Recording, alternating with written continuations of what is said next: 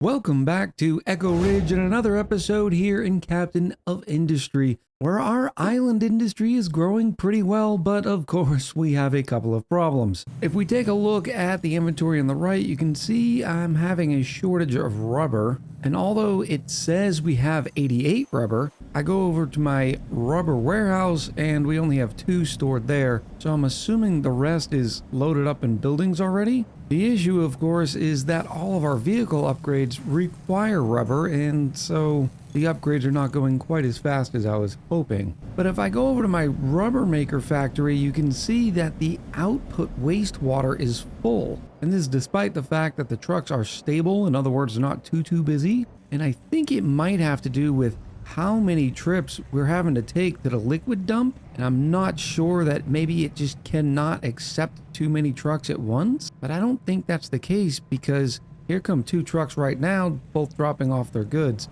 So I figured step 1 is we'll put in a fluid storage for the wastewater. Nothing like a buffer tank full of waste. To start off my Monday recording, need a little pipe to connect them, and that at least should provide some buffer so when the trucks aren't able to grab the wastewater. I'm just not exactly sure why a truck hasn't came by and picked up a lot more of this. I'll keep an eye on it.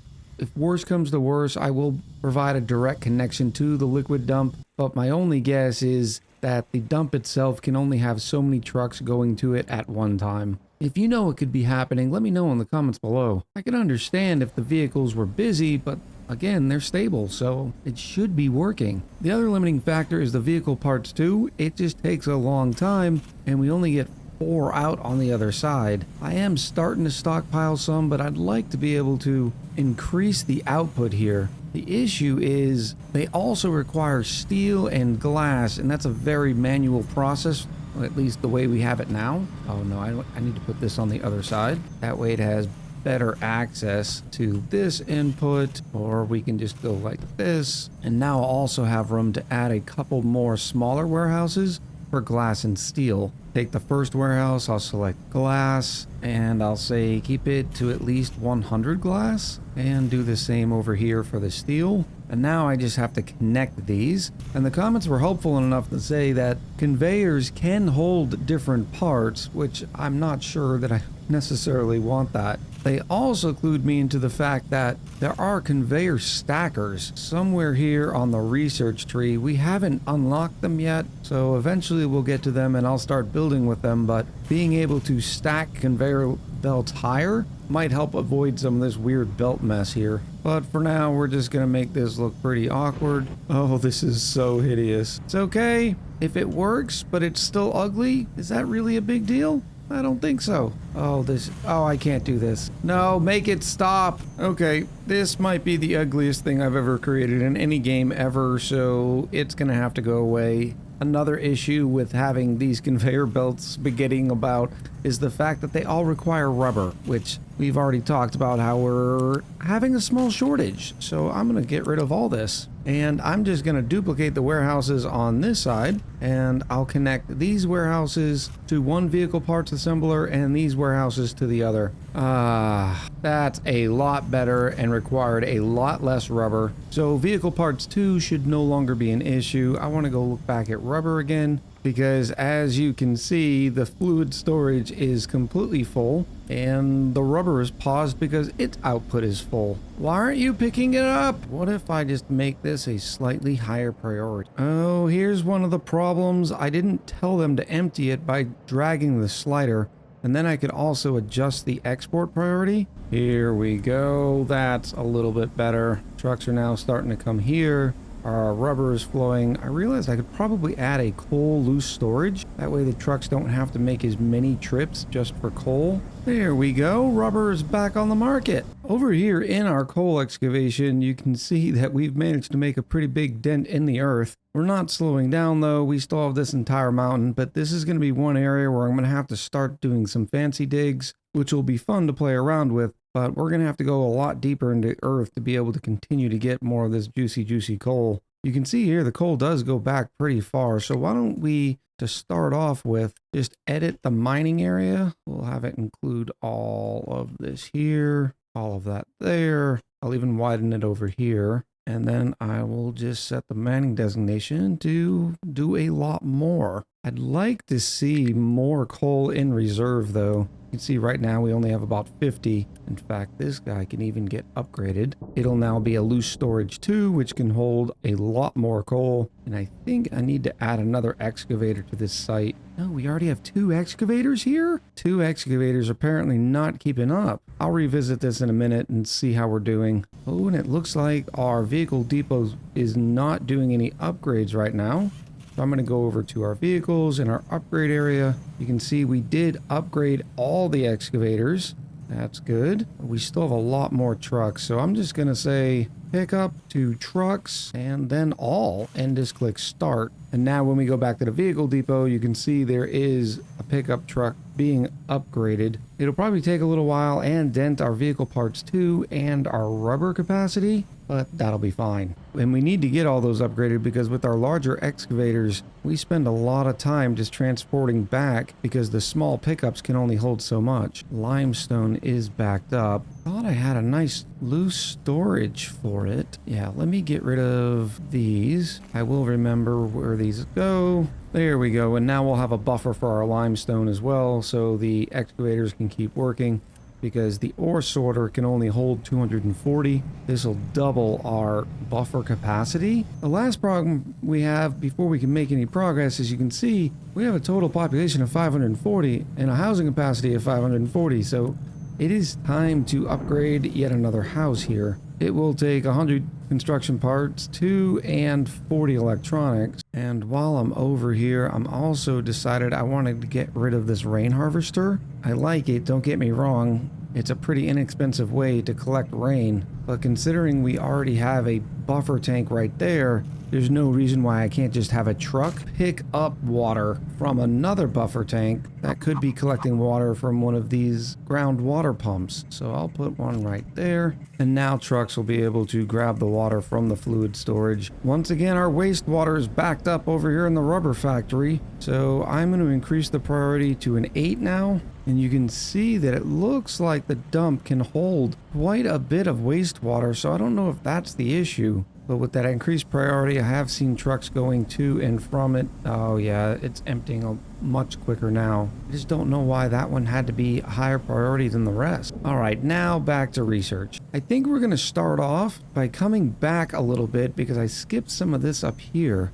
I want to be able to get advanced concrete. That could help our production a little bit. You can see it also unlocks the standard concrete mixer, which is probably the reason why my concrete mixer 2 didn't show up. But I'm also going to go a little bit further and grab the stacker, and I'm going to add all those to the queue, and then I'm going to come back and grab some of these surfaces here because they look awfully neat. Oh, and look what's right below it. The conveyor lifts allows to raise or lower conveyors in a compact footprint. That'll help. And then there's some transports balancing, which allows us to set input and output priorities and ratios. Very nice. And then smart conveyor routing gives us a sorter here. Oh, that's going to be pretty sexy. Advanced Concrete 2 has finished, and we now have something called a crusher. Slag to slag crushed, rock to gravel. Ooh, gravel. Gravel to sand, quartz to quartz crushed, and quartz crushed to sand. Interesting. But here is our wonderful concrete mixer, which also gave us the concrete mixer 2,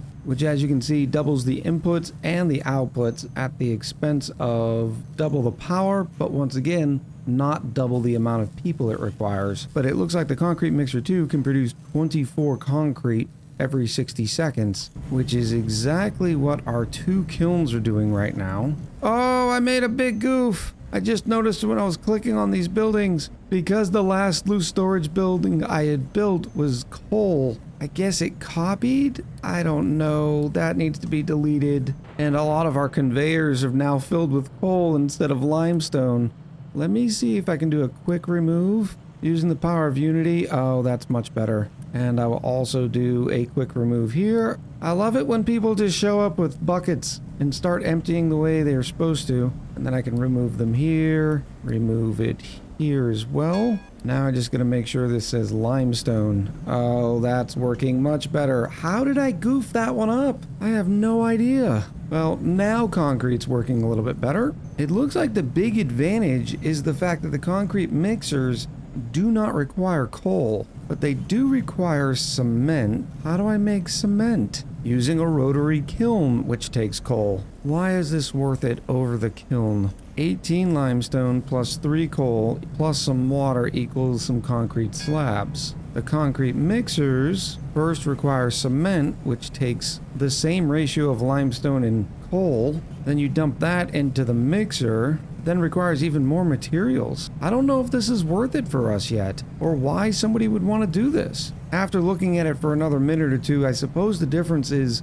less limestone. As an example, 3 cement to give you 24 concrete slabs only requires 9 limestone and 1.5 coal, whereas the same recipe in the kiln would require 36 limestone and 6 coal. Alright, I guess we're starting that process up. Let me bulldoze all this. We do have a decent amount of concrete slabs, so I'm not worried about having a shortage yet. First up is going to be the rotary kiln. That is going to take in coal and limestone. So I could probably back this up a little bit. Maybe put it here. I'm going to have to change the way we're doing business right now because it just seems like all my automation is sort of just sprawling out further and further. Whereas I'd like to have small little hubs where trucks drop off a bunch of inputs and they have some set outputs. Here's our limestone input. I'm gonna need the coal again, but I can move this over here. Just to confirm it is set on coal,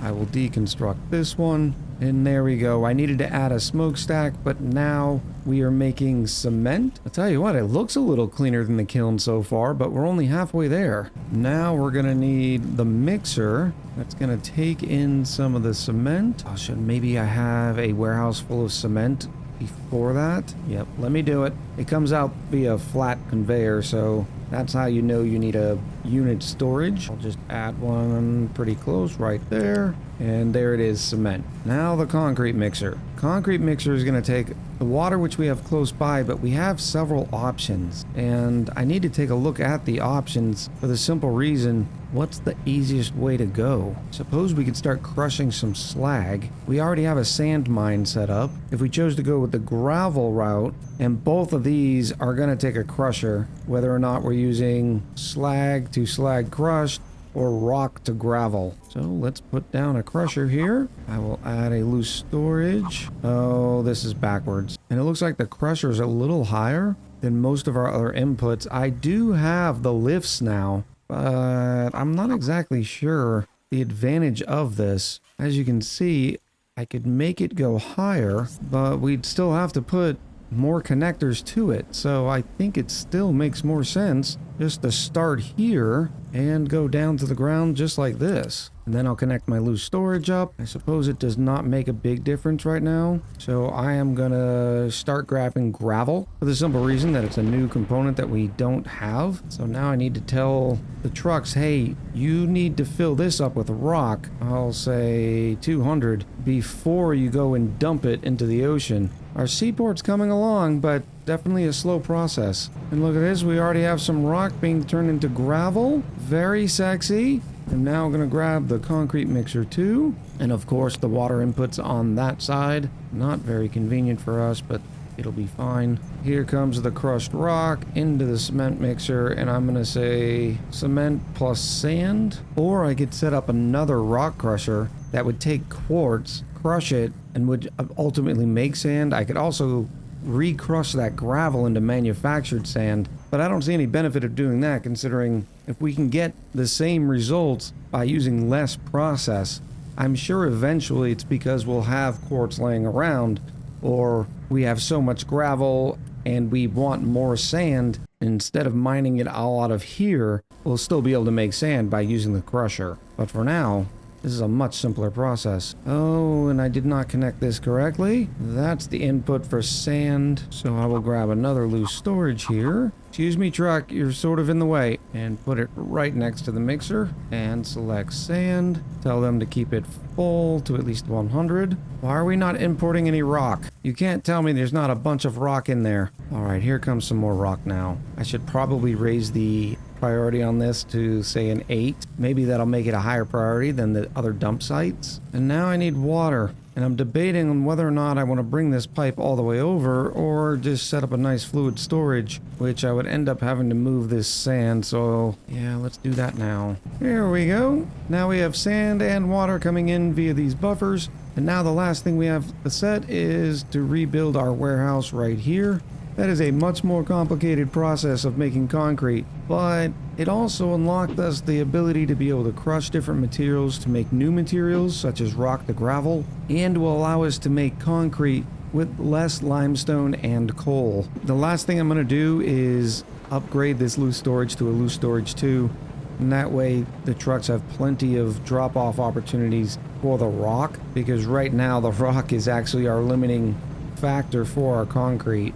Which I'm also going to upgrade this guy and deconstruct this one. I think what we're going to do, because right now the limitation is the rock, is set up another crusher, and this storage and this crusher is going to turn slag into slag crush. And then I'm going to do something awfully disgusting that goes against everything in my fiber and just combine these U-shapes. So it doesn't matter if it's rock or slag coming in here. Whichever one fills up first, they'll be able to make concrete from it. And as you can see, we have a lot more slag than a rock.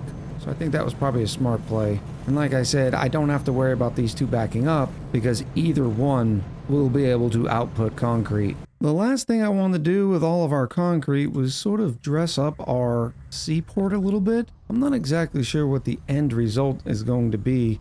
I was gonna finish off the seaport with the retaining walls. Combined with the concrete, I thought it would make a pretty good seaport, but the retaining walls didn't really look good on the edge here, even when I was able to get them placed. It looks like retaining walls are more meant for dig sites and areas like this to contain some of the loose material from falling. Probably becomes a lot more handy when we start digging down into the earth, like we were talking about earlier in the episode. And the good news front, all of the trucks in our colony have been upgraded, as have all of our excavators.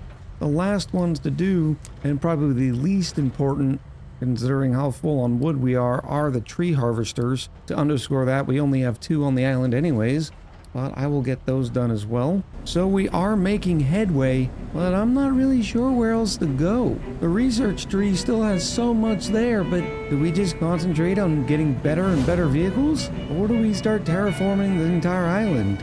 Or do I start automating as much as I can in those sort of districts? Let me know in the comments below what else you'd like to see out of this series. So until next time, much love, happy gaming, and I'll talk to you soon.